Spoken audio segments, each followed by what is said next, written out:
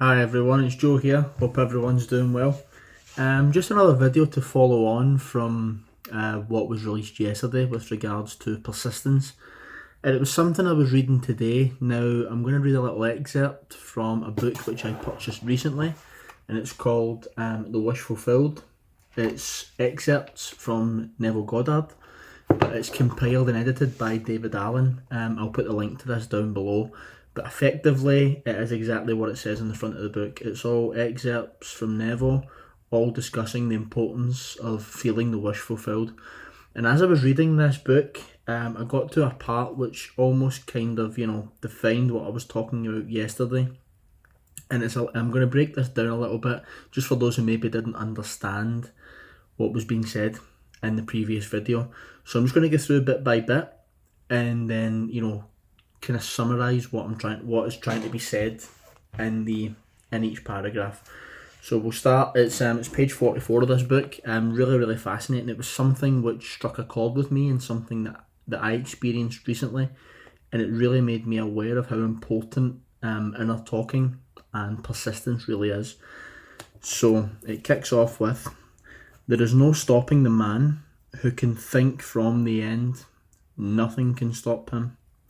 He creates the means and grows his way out of limitation into ever greater and greater mansions of the Lord.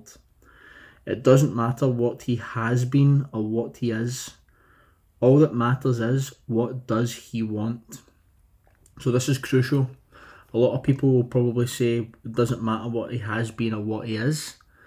To be, I can just go from the start and just build from here, which is fine. You absolutely can do that. But the key to determine here is, all that matters is, what do you want? What actively do you want to experience? That's all that matters here. Knowing what you want. Okay? So from there he says, he knows that the world is a manifestation of the mental activity which goes on within himself. So he strives to determine and control the ends from which he thinks. That effectively means go and think from the end. Now, how that differs from thinking of the end is, when you think of the end, you see it as something outside of yourself. But when you're thinking from the end, you take yourself mentally into the state of already having received, and you feel as though you have it. So you think from that premise. You don't think how great it would be to be that. You think how great it is that you are that. So you don't think of being it. You be it, you are it, you ultimately become what you want to experience in your physical life. So it goes on and says, in his imagination, he dwells in the end, confident that he shall dwell there in the flesh also. Again, persistence, stick with that. He puts his whole trust in the feeling of the wish fulfilled, and lives by committing himself to that state, for the art of fortune is to tempt him to do so. So what this really means is, persist, really persist, feel that feeling that you already are what you want to be, that you have what you want to have, and persist in it. Commit yourself to that state. Now, how do you commit that state? Well, you watch videos, you read articles, you read books of Neville, and they all pretty much say the same thing. But as I've said before, knowledge without application is futile. So it's all about really applying that on yourself, and just taking all this knowledge and putting it to good work. That's the point of these practices. You learn all this stuff, and then you work on it yourself. So then he goes on, like the man at the pool of Bethesda, he is ready for the moving of the waters of imagination, knowing that every desire is ripe grain to him who knows how to think from the end. He is indifferent to mere reasonable probability, and confident that through continuous imagination, his assumptions will harden into fact. So as he says all the time, an assumption, though false, if persisted in, will harden into fact. So the man who knows the world of imagination knows that every opportunity, every possibility is available to him within. All man has to do is access the feeling that would be his were he in possession of his goal or his desire. By accessing that feeling, your only job is to maintain and persist in that feeling as frequently as possible. Now, how do you do that? Mental diets, affirmations, meditation, self-love, all these different things help to get to that state. So he carries on, but how to persuade men everywhere that thinking from the end is the only living, how to foster it in every activity of man, how to reveal it as the plenitude of life and not the compensation of the disappointed, that is the problem. So ultimately this goes down to needing reason and senses to get your end result. People will think, I can do this, but if I don't get proof, then I believe it doesn't work. So you are placing conditions on it. So people will tend to not believe this unless they see proof of it, okay? The only way you can prove it is by putting it to work and actually applying these techniques and these practices and all these different, things that you do to get to an end result. But the only person who can learn this is yourself. You're the only one who can actually do this. No one else can do this for you. You need to put these practices into work.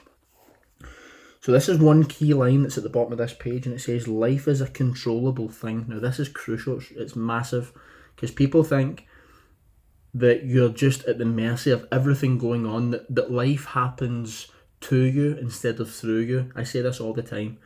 Life happens through the individual, and it all happens from your state of consciousness.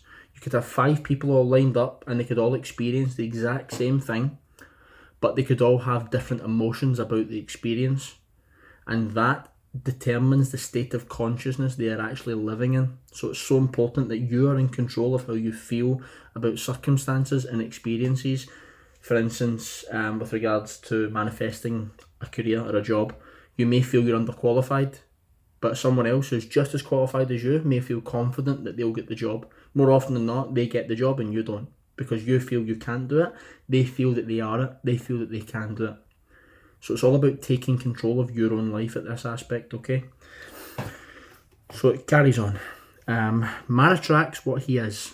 The art of life is to sustain the feeling of the wish fulfilled and let things come to you, not to go after them or think they flee away. This is, again, absolutely massive.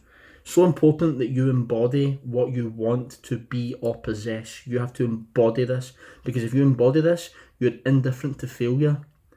This is where allowing and acceptance comes in. Allowance and acceptance is very rarely something that you practice, something that you strive towards. It really comes naturally.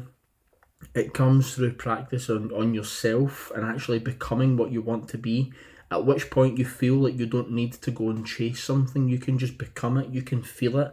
You can be the state of consciousness. And again, that can come from a mental diet. It comes from persistence.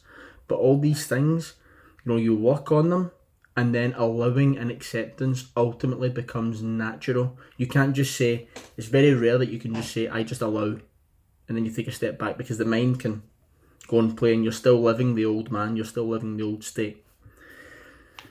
So from that, observe your inner talking and remember your aim. Now this is what I said in the previous video. Do they match? Does your inner talking match what you would say audibly had you achieved your goal?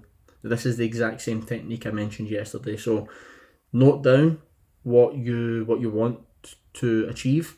Note down what you would say to yourself had you already achieved it, and then write down what you're currently saying about yourself. If they're not in alignment, focus on the former, and then that will fuse ultimately and become the latter. Okay.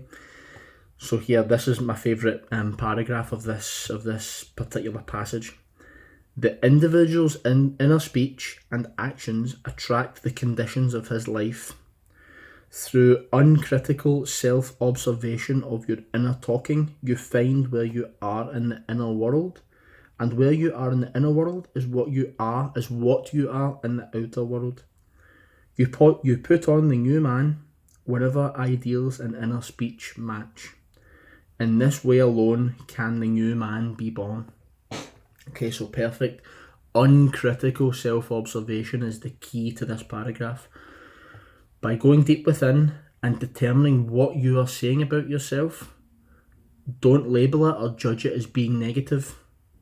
If you notice that it is now no longer serving you and what you desire to be or possess, that is a decision. There's no critique there. You just determine that it's not aligned with your desire.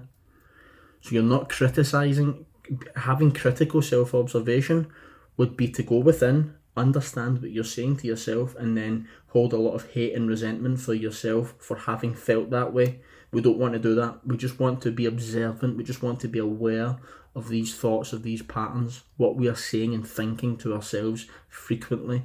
From that space, it becomes much easier to accept, because this is what we need to do. We need to get to this point, accept what we are saying about ourselves, and move forward from this state. Okay? And this is exactly where we go to imagination of this point. Inner talk matures in the dark. From the dark, it issues into the light. The right inner speech is the speech that would be yours were you to realise your ideal. In other words, it is the speech of fulfilled desires. I am that. So inner talking matures in the dark. So that effectively means, where does that occur? It occurs within, without evidence. So the light, effectively in this context, means evidence of the senses and reason. But the dark is within. Everything is all within. When you master that inner talking of yourself from the premise that you are what you want to be, that matures and grows into the light. But it only matures through persistence, and all the persistence is within. So this is what I mean by ignore the evidence of the senses, as it will deny the truth of your desire. Ignore reason. Simply go within and feel that you are, and persist, really persist in this feeling that you have what you want, or you are who you want to be. And from this space, this will then be reflected in your world, and it will be reflected when you're no longer looking for it, because you have so much faith in the inside that you know the outside will reflect that, and you stop looking for it.